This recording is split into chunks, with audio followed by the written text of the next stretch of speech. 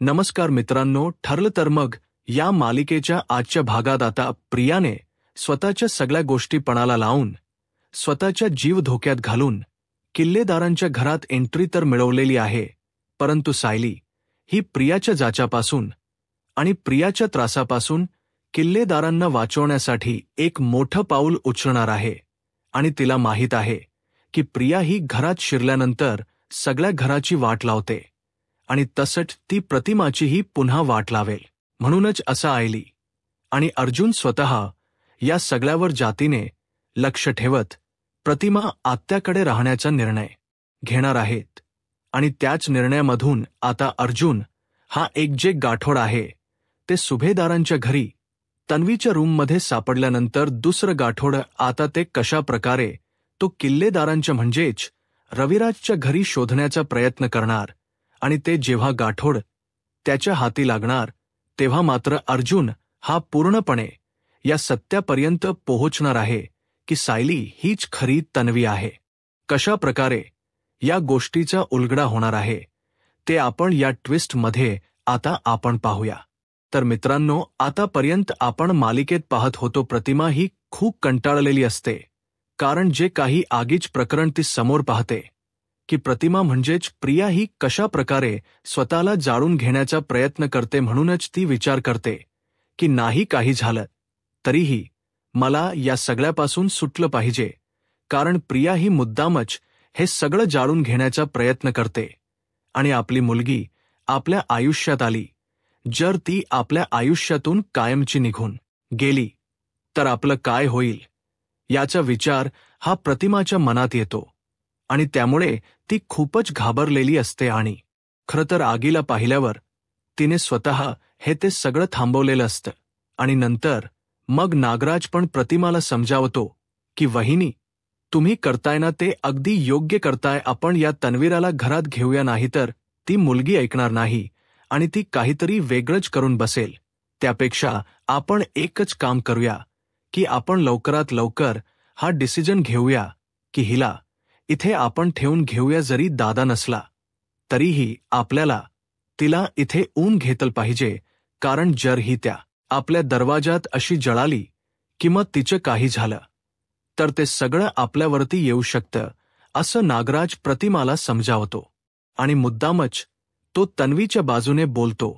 आणि ह्या सगळ्यामुळे आता तो सगळं सत्य तिला सांगतो तेव्हा ती गप्प बसते आणि मग फायनली प्रतिमा ही प्रियाला आतमध्ये घेण्यासाठी तयार झालेली असते. त्यानंतर मग सायली आणि अर्जुन इथे काळजीमध्ये असतात, कारण सायली अर्जुनला सांगत येते की अर्जुन सर, एक मोठा प्रॉब्लेम झालाय, तिथे बागेच्या मागे अश्विन आणि प्रिया नाही येत. मग याचा अर्थ असा असेल का की ते दोघ जणही किल्लेदारांकडे गेले असतील? नक्की काय झालं असेल अशी भीती दोघांनाही वाटत असते. त्यावेळेला आता सायली आणि अर्जुन ठरवतात की आपण तिकडे जाऊन बघितलं पाहिजे.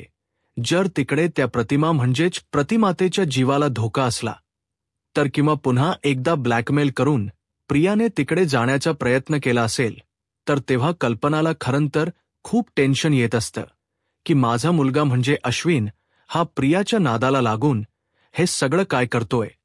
तर या सगळ्यामध्ये कल्पनाला प्रिया सायली सांगते की आई, मी प्रतिमा हत्यांकडे जाऊन येते, कारण इथे तमाशा घातल्यानंतर साहजिकच आहे की किल्लेदारांच्या दरवाजामध्ये पण ती तमाशा नक्कीच घालू शकते आणि त्यामुळेच आता आहे. सगळं होत असताना अर्जुन आणि सायली दोघ जणही धाव घेण्याचा प्रयत्न करत असतात.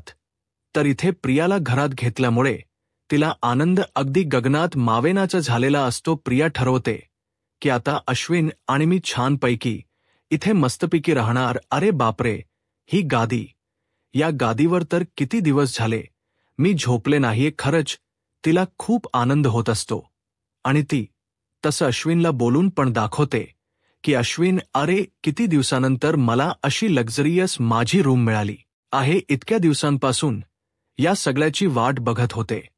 ते जेलची ती लादी गार गार लादी, त्याने ना माझं अगदी अंग दुखून आलं होतं बघ.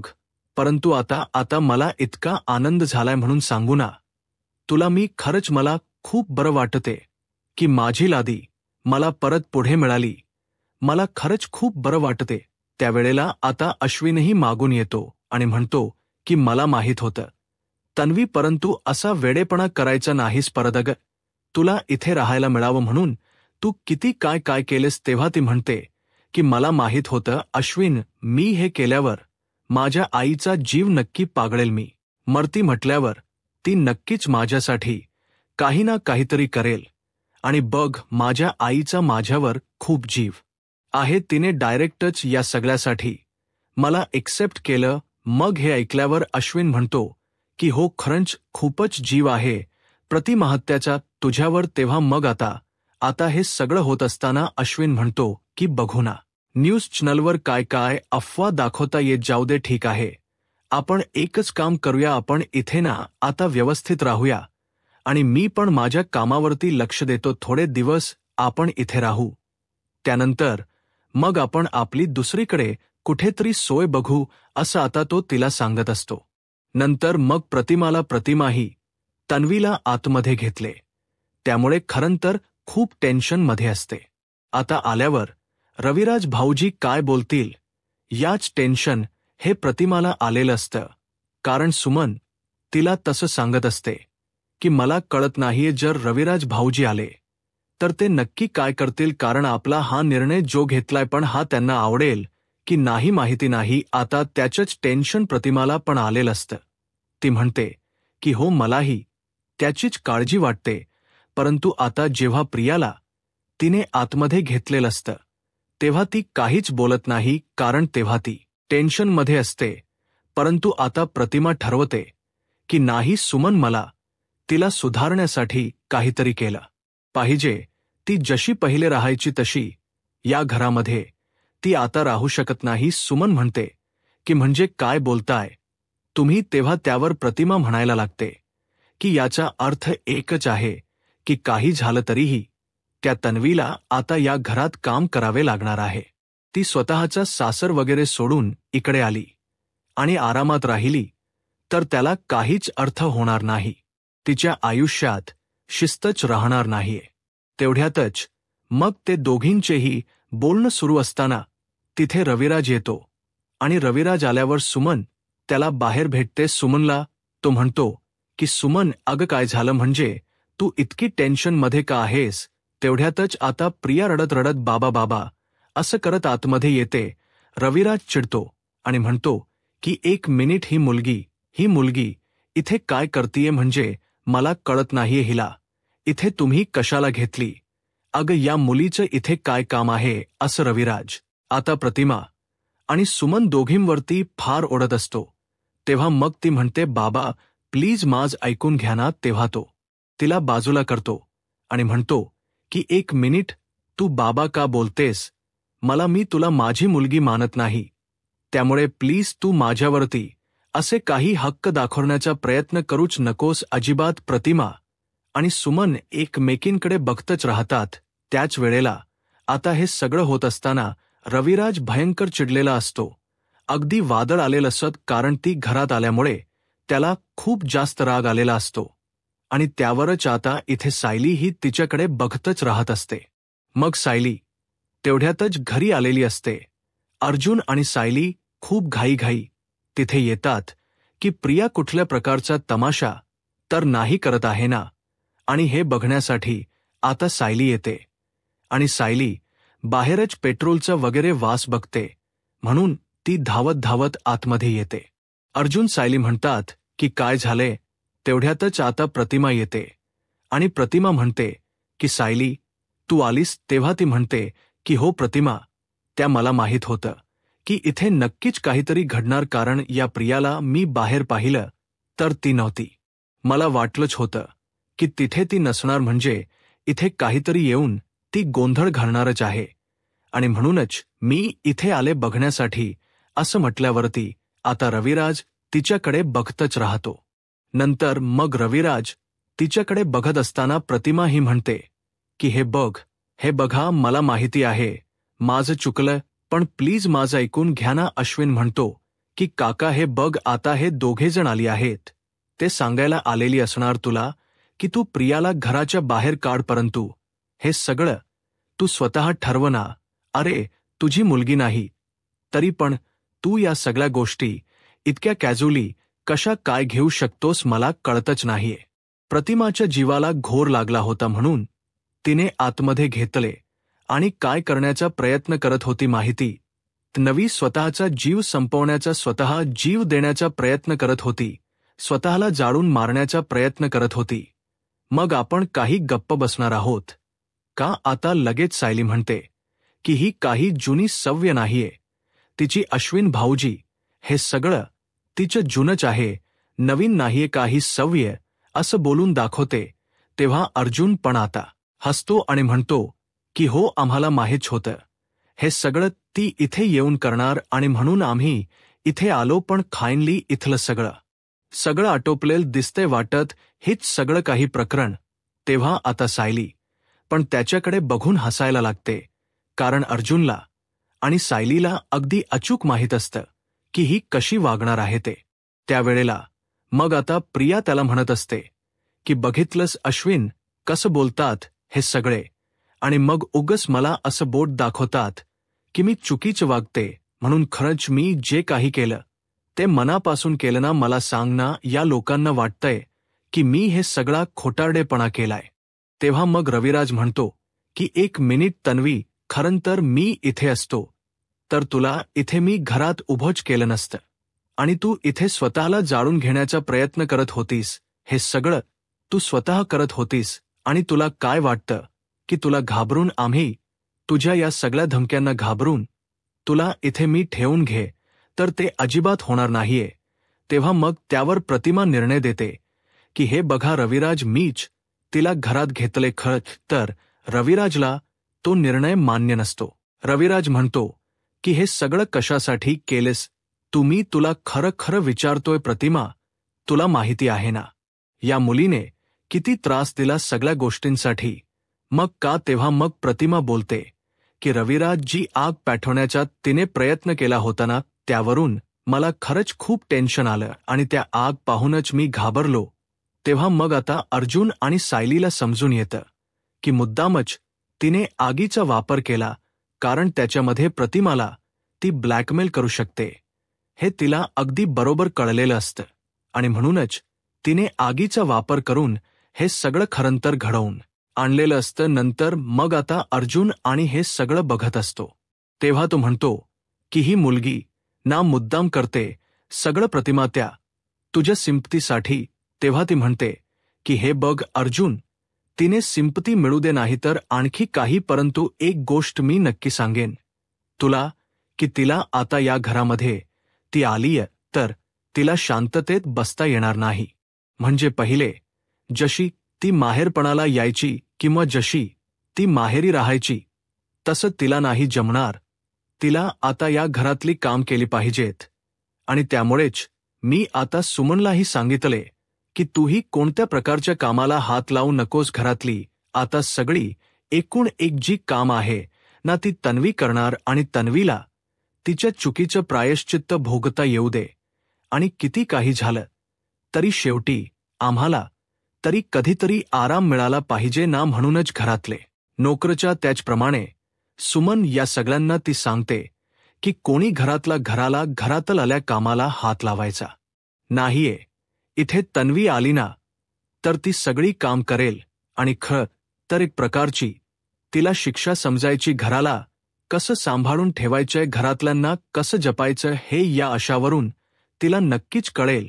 तेव्हा रविराज म्हणतो की तुला खरंच असं वाटतंय प्रतिमा की ही मुलगी हे सगळं इथे करू शकते? तेव्हा मग ती सरळ बोलून दाखवते की केलंच पाहिजे. जर तिने हे सगळं नाही केलं तर मात्र मग आपल्याकडे दुसरा कोणताही पर्याय नसणार आहे. तिने हे सगळं करायलाच नाही केलं तर मग तिला मी इथे घरात ठेवूनच घेणार नाही, असं प्रतिमा सरळ बोलून दाखवते. त्याच वेळेला मग सायली आणि अर्जुन बघत राहतात. अर्जुन मनातच म्हणतो की प्रतिमा, त्याने एवढी तरी तिच्या समोर चॅलेंज ठेवले जेणेकरून त्या तन्वीला रिकामा वेळ मिळणार नाही कुठल्याही गोष्टी किंवा कुठल्याही नवीन गोष्टी करायला. मग आता सायली ही बघतच राहते. तन्वी म्हणते की आई अगं असं काय बोलतेस तू? तुला खरंच असं वाटतंय का की मी इतकं सगळं आनंदाने म्हणजे साधेपणाने करेन? अगं करेन ना, मी. माझ्या घरचं काय प्रॉब्लेम आहे? तसंही तू मला आशेत सारखंच ठेवलं आहेस ना, मग मला इती काम केलीच पाहिजेत. मला माहिती आहे की तुम्हाला दया दाखवून इथे घरात ठेवून घेतलं म्हणूनच मग मी हे सगळं करीन. नको काळजी करूस. खरं तर माझ्यावर वेळ वाईट आली आहे, परंतु मी सगळ्यांचा भरोसा नक्कीच जिंकून दाखवेन. असं आता ती बोलल्यानंतर अश्विन हा तिच्याकडे बघतच राहत होतो आणि अश्विनला मनातच असं वाटत असतं की माझ्या बायकोला खूप त्रास होतोय, पण ना काही झालं तरीही मी अशा प्रकारे तिला सोडणार नाहीये. आता लवकरात लवकर मलाच काहीतरी केलं पाहिजे आणि माझ्या प्रियाचा म्हणजेच तन्वीचा कुठेतरी नवीन ठिकाणी, चांगल्या ठिकाणी बंदोबस्त केला पाहिजे, असा आता तो विचार करत असतो. आणि त्यामुळे हे सगळं होत असताना सायली ही तिच्याकडे बघतच राहते. तिची जी काही नाटकं असतात ती नाटकं ही सायली अगदी बरोबर ओळखत असते, कारण प्रिया एक नंबरची ढोंगी आहे. तिला माहीत असतं आता सायली ही सरळच बोलून दाखवते की मला माहिती आहे हे सगळं ना घडतंय, ते मुद्दाम घडवलं जातंय. ठीक आहे, हरकत नाही. मग सायली आता बोलते की प्रतिम हत्या आणि रविराज काका, मी आणि अर्जुन सरांनी एक निर्णय घेतलाय. तो निर्णय तुम्ही प्लीज ऐकाल तर बरं होईल. तेव्हा मग त्यावर रविराज म्हणतो की ठीक आहे, बोला काय झालं. तेव्हा मग खरं तर तो धक्क्यातच असतो की हे सगळं ती मुद्दामच वागते म्हणून. मग आता सायली म्हणते की आम्ही एक निर्णय घेतलाय की मी आणि अर्जुन सर काही दिवस इथेच थांबणार आहोत. तेव्हा हे ऐकल्यावर खरं तर सगळ्यांना धक्काच बसतो आणि मग हे सगळं बोलताना सायली म्हणते की मला असं वाटतंय की इथे थांबलं पाहिजे, कारण की ही जी प्रिया आहे ना, ही प्रिया काहीही करू शकते.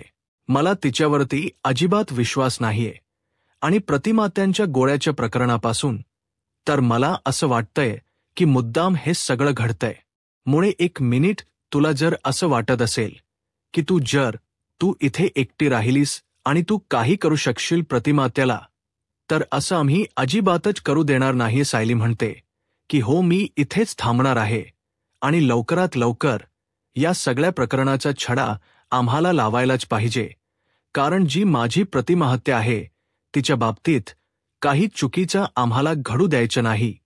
ती बिचारी खूप साधी बोळी आहे, परंतु तिच्या या वागण्याचा किंवा कशाचाही आम्हाला कुठल्याही प्रकारचा दुरुपयोग करून घ्यायचा नाहीये किंवा कोणाला करूनही द्यायचा नाहीये. असं म्हटल्यावर आता इथे प्रिया ही मात्र गपचूप असते. ती काहीच बोलत नाही आणि ती छानपैकी आता मजा मारते, खाते पिते, सगळ्या काही गोष्टी करत असते आणि थोडफार कामही करण्याचा प्रयत्न करत असते. तर इथे अर्जुन हा येऊन जाऊन असतो. तो घरी पूर्ण सायलीच्या केसचा स्टडी करत असतो. त्याचप्रमाणे आता इथे तो विचार करतो की मग इथे तन्वीचे खोटो सापडले तर कदाचित सुभेदारांकडे आता हे सापडले तर किल्लेदारांकडे ते तन्वीचे म्हणजेच प्रियाचे खोटो असतील, तर किंवा सायलीचे लहानपणीचे खोटो तिथे असतील. तर असं म्हणत असताना आता तो सगळ्या गोष्टी प्रयत्न करत असतो आणि तो प्रियाचे जे रूममधले खोटोज असतात ते शोधण्याचा प्रयत्न करतो, परंतु प्रियाच्या रूममध्ये काहीही सापडत नाही. आणि नंतर मग आता हे सगळं होत असताना तो ठरवतो की नागराज काकांच्या खोलीमध्ये मला पाहिलं पाहिजे, कारण मला असं वाटतंय की नागराज काकांच्या खोलीत जर काही सापडलं तर म्हणून तो मुद्दामच नागराजच्या खोलीमध्ये झडप घालतो. तेव्हा नागराजच्या खोलीमध्ये झडप घातल्यानंतर तिथे एक लाल रंगाच गाठोड दिसतंच. मग तो ठरवतो की हे लाल रंगाच गाठोडं कदाचित आश्रमातल्या गाठोड्यांपैकी तर नाहीये ना, म्हणूनच आता तो कोणाची सगळ्यांची नजर चुकवून त्या गाठोड्याकडे जातो. नागराज आता खरं तर बाहेर गेलेला असतो आणि त्याच संधीचा फायदा घेत तो आता गाठोड घेण्यासाठी म्हणून येतो आणि जेव्हा ते गाठोड उघडून बघतो तेव्हा त्याला जबरदस्त धक्का बसतो, कारण त्या गाठोड्यामध्ये प्रियाचे लहानपणीचे खोटोज असतात आणि त्याला असं वाटत असतं की हे सायलीचे लहानपणीचे खोटोज आहेत का, म्हणून तो फोटोज आता बघायला लागतो आणि ते फोटोज बघायला लागल्यानंतर इथे आता तो ठरवतो की मी हे जाऊन सगळं विचारतो सायलीला की हे तुझे लहानपणीचे फोटोज आहेत का, आणि तिच्या जर या लहानपणीच्या आठवणी असल्या